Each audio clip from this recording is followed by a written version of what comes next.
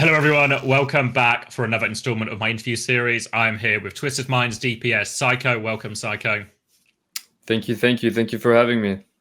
I see you are scarfed up. You've now, it's just now becoming part of the ensemble every time. A good luck charm. Exactly, it's part of the trademark. It's like my trademark now. So every LAN, well, if we qualify to LAN, I'll be wearing this. Yeah, you wore it obviously in the Saudi E-League finals, where you unfortunately did lose out in the end in that Map 7 thriller. You Yeah. were playing support, which if anyone didn't see it, will maybe be a bit surprised by. How was playing support for a tournament? To be honest, if anyone knows me, like I'm always down for like a side quest, or like a challenge. And I was playing support a lot in ranked, so when they asked me to come play support, I was like, yeah, okay, why not? Fuck it. And playing with Yubi also makes it like kind of easy because he just calls a lot. He just makes the game easier. So yeah, it was kind of fun, but also stressful at the same time. Yeah, I mean, to be fair to you, you didn't look out of place really at all, considering a lot of the two big games you had were against OWCS as well, so a full like OWCS quality match. Held your own? I think I did okay, but obviously I could have played better. But that's just how life goes sometimes, you know? I wanted to ask you about stage one as well, because obviously before we get on to all the positive changes Twisted Minds have made to try and move forward, obviously a lot of things didn't go the way you would have wanted to in stage one. With the power of hindsight now, looking back, what do you think were the major issues? Where did it really sort of go wrong?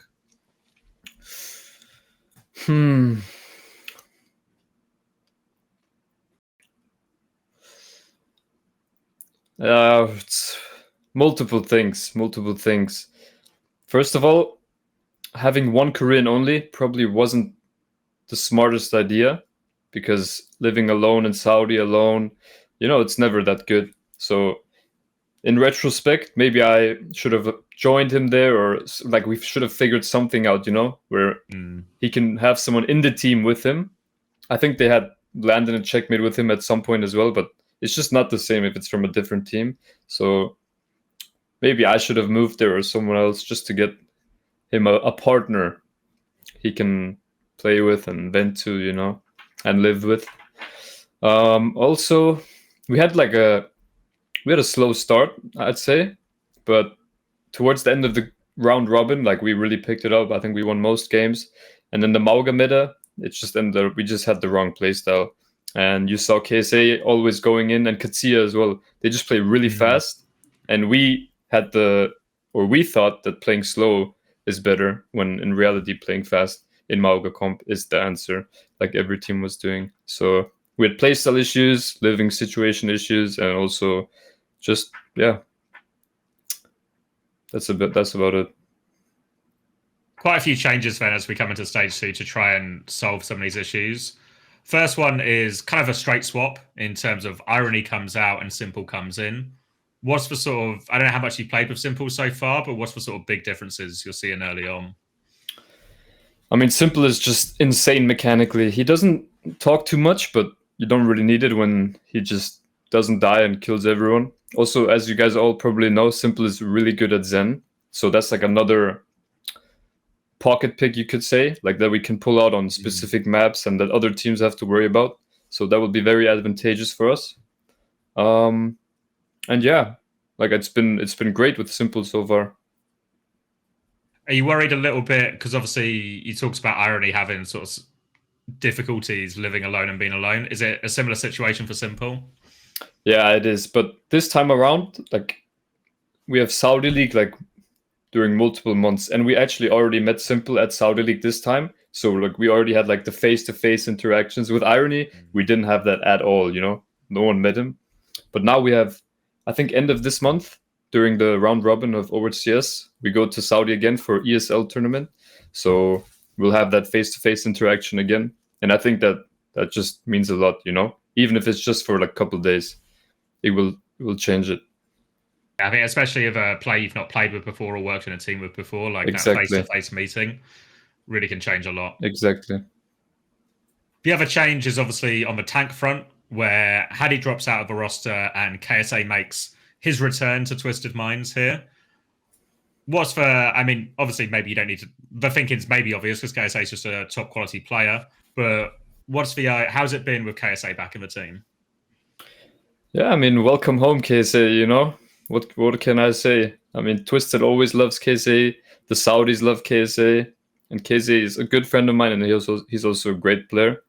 So I'm excited to work with him again.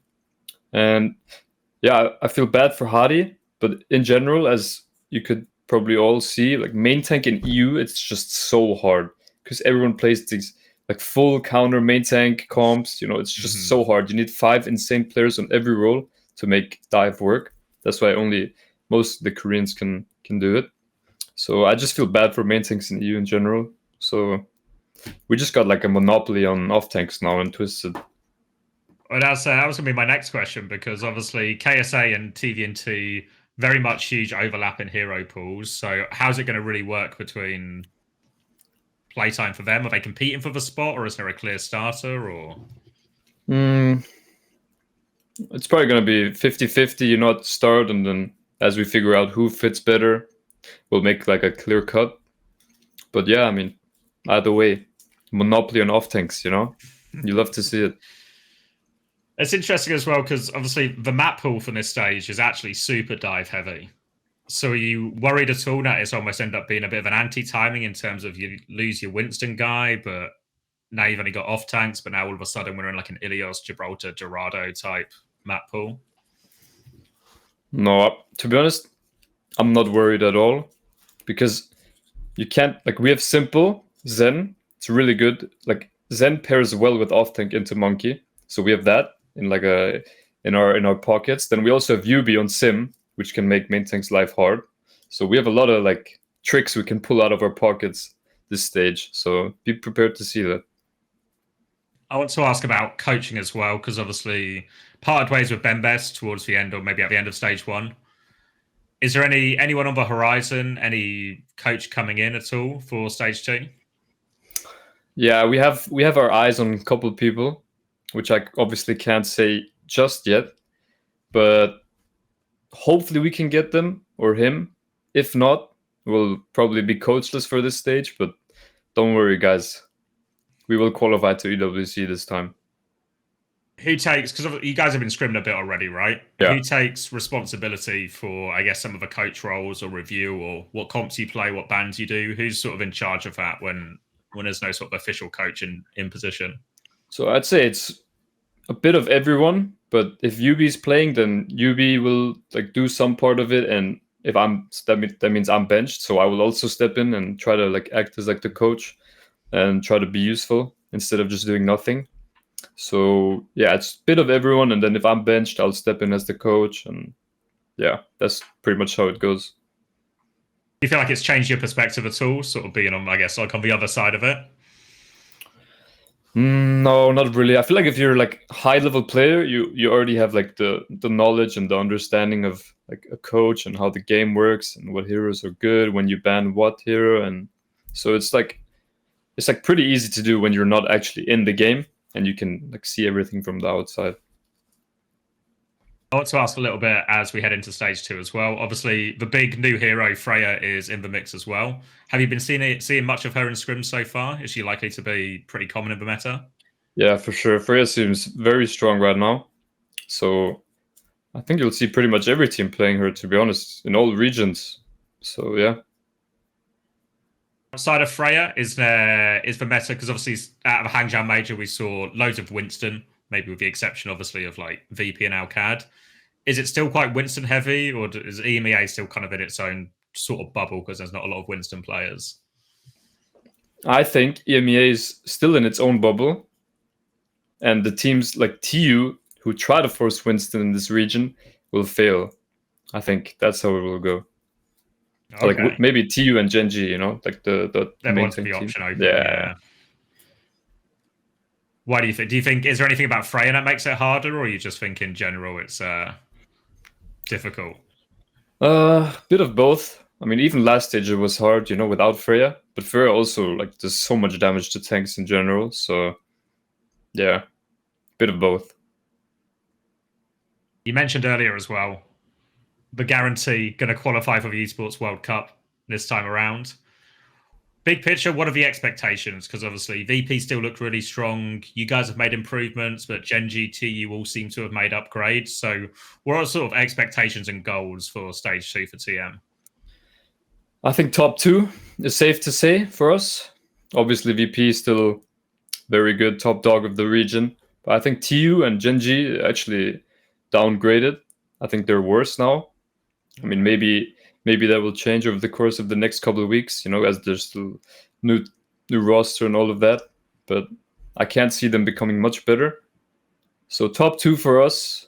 And yeah, if we don't qualify to EWC, you can probably say goodbye to all of the Twisted team, except for you, Vinkuret. Well, yeah, and 3 spots this time, right? Plus a last chance qualifier, so there's a little bit more margin for error. Yeah. Is all you need. Then, how much have you had a chance to scrim? So as I've been talking to the teams, it feels like lots of teams have almost started quite late compared to how they normally would in a stage, like just a few days of scrims going into the first week. Yeah. Well, we had Saudi League, right? So we started a bit earlier than all the other teams. But like properly scrimming, I'd say like the day after Saudi League finals. So what is that, like? That's about 4 days? The weekend? Yeah, something like that. Yeah. And I think all the teams in EU like started around that time. So yeah, really not a lot of time, especially new hero, new map pool. Your calendar as well is pretty front loaded in terms of having the tougher games earlier as well. So what are your expectations going into that? Because you've got, if I remember right, you have a pretty big double the first week. No, we only have Katsuya, I think. Oh no, I'm missing you. Sorry, yeah, I think I'm TU have us.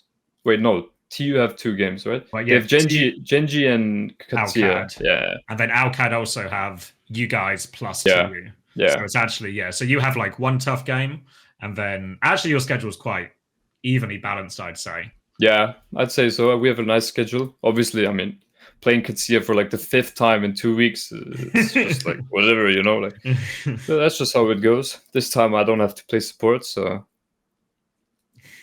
you'll get them this time. Hopefully. Going into sort of big picture here as well, how important is the regular season to you? Because obviously playoffs will ultimately decide everything, but back in stage 1, even though you had a bit of an uptick towards the end of during the playoffs, because you started in that lower bracket, it meant it was literally one life. How important do you think it is for your team to avoid that situation this regular season? I mean, obviously having 2 lives is always nicer, but realistically, if you're in playoffs, you're gonna have to beat everyone anyways if you want to qualify. But maybe, I guess you have 3 spots now, right? Yeah, so I guess it's more important, but to be honest, if you want to qualify, you need to be games. Yeah, you gotta win. All right, thank you very much, Seicoe. Is there anything you want to say to the fans before we go? Yeah, thank you guys so much for supporting us, and I hope you'll keep supporting us, and I hope you'll come to EWC to support us as well. Yeah, thank you guys. Where can we get those scarves as well? In the Twisted Labs. It's right next to the EWC stage, guys. Okay, I'll see you there. Buying more scarves, one for every day. Yes, exactly. Thank you very much, Seicoe. Appreciate your time, and best of luck for the weekend. Thank you very much.